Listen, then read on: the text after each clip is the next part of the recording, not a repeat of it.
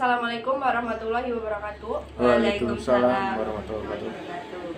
Perkenalkan, kami dari kelompok 5 akan mempresentasikan tentang pelatihan dan pengembangan. Sebelumnya saya akan mengenalkan anggota kelompok saya. Yang pertama, saya Siti Nur Alifatun. Yang kedua, saya Nu'manul Hakim. Saya Eka Priandara Gustini. Saya Yuni Kumala Dewi. Saya Haryadi Nur Faisin. Latar belakang, calon karyawan yang lolos dalam tahap seleksi ini untuk menjadi karyawan tetap masih harus lulus dalam tahap-tahap lainnya yang harus dijalani, yaitu lulus dalam pelatihan dan masa percobaan. Lamanya masa percobaan tergantung kebijakan dari perusahaan, ada yang lamanya bervariasi antara 3 bulan sampai 6 bulan. Dalam prakteknya, sebelum dipekerjakan, para karyawan dibagi ke dalam 2 kelompok, yaitu pertama, mereka yang harus mengikuti suatu pelatihan yang ditetapkan perusahaan. Artinya, mereka harus mengikuti pelatihan dulu sebelum dipekerjakan. Kedua, mereka yang langsung kerja tanpa mengikuti pelatihan, artinya mereka yang sudah dianggap mampu untuk bekerja di bidangnya dan atau tenaganya sangat dibutuhkan segera, sehingga langsung dapat dipekerjakan. Pengertian pelatihan. Pelatihan merupakan proses untuk membentuk dan membekali karyawan dengan menambah keahlian, kemampuan, pengetahuan, dan perilakunya.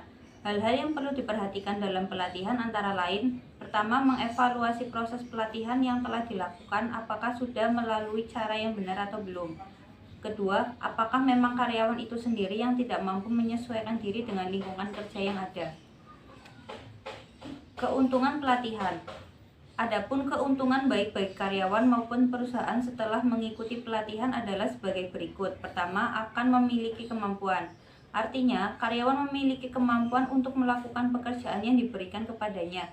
Dengan kata lain, kemampuan calon karyawan akan bekerja lebih baik, terutama dalam hal kecepatan, ketepatan, dan kesempurnaan hasil pekerjaannya. Demikian pula bagi perusahaan, memberikan keuntungan memiliki karyawan yang memiliki kemampuan untuk mengerjakan pekerjaannya.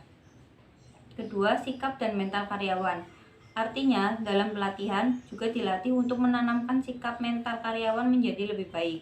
Sikap dan mental karyawan diharapkan menjadi lebih positif. Karyawan jadi bekerja keras dan pantang menyerah serta tidak mudah putus asa. Ketiga, kerjasama. Artinya, 2 lembaga pelatihan karyawan dibentuk untuk dapat bekerja sama antar teman dan saling menghargai sehingga kepentingan individu dapat diminimalisir. Keempat, disiplin kerja. Artinya karyawan juga diajarkan tentang disiplin dalam bekerja sehingga sifat disiplin kerja sudah tertanam dalam dirinya, seperti akan memandang penting serta mentaati waktu kerja. Kelima, perilaku karyawan. Pelatihan juga akan mampu mengubah pandangan ke arah yang lebih positif dan dibentuk untuk memiliki perilaku yang positif sesuai aturan perusahaan. Keenam, jenjang karir. Artinya, dengan melalui pelatihan calon karyawan akan dapat menentukan jenjang karirnya ke depan. Karena salah satu cara untuk meningkatkan jenjang karir adalah mengikuti pelatihan sebanyak mungkin. Ketujuh, loyalitas dan rasa memiliki. Setelah mengikuti pelatihan, karyawan akan meningkatkan rasa memiliki dan bagian dari perusahaan, sehingga akan bersungguh-sungguh dalam bekerja dan membela perusahaan dalam berbagai kepentingan dengan berbagai cara. 8. Pengetahuan baru. Di dalam pelatihan semua informasi ada diberikan sehingga makin sempurnalah pengetahuan yang diperoleh oleh calon karyawan. Tentu saja ini memudahkan karyawan untuk menyelesaikan pekerjaan yang dipegangnya. Perusahaan harus disesuaikan dengan tujuan mengikuti pelatihan itu sendiri. Pelatihan yang diberikan untuk menyeragamkan semaksimal mungkin kemampuan dan pola pikir karyawan terhadap perusahaan. Oleh karena itu, perlu diberikan materi, metode pelatihan, dan instruktur yang benar-benar dapat mengakomodatif tujuan dan pelatihan itu sendiri. Berikut ini beberapa tujuan perusahaan memberikan pelatihan agar karyawan dapat: yang pertama, 1. Menambah pengetahuan baru. 2. Mengasah kemampuan karyawan. 3. Meningkatkan keterampilan. 4. Meningkatkan rasa tanggung jawab. 5. Meningkatkan ketaatan. 6. Meningkatkan rasa percaya diri, rasa memiliki perusahaan dan motivasi kerja, serta menambah loyalitas.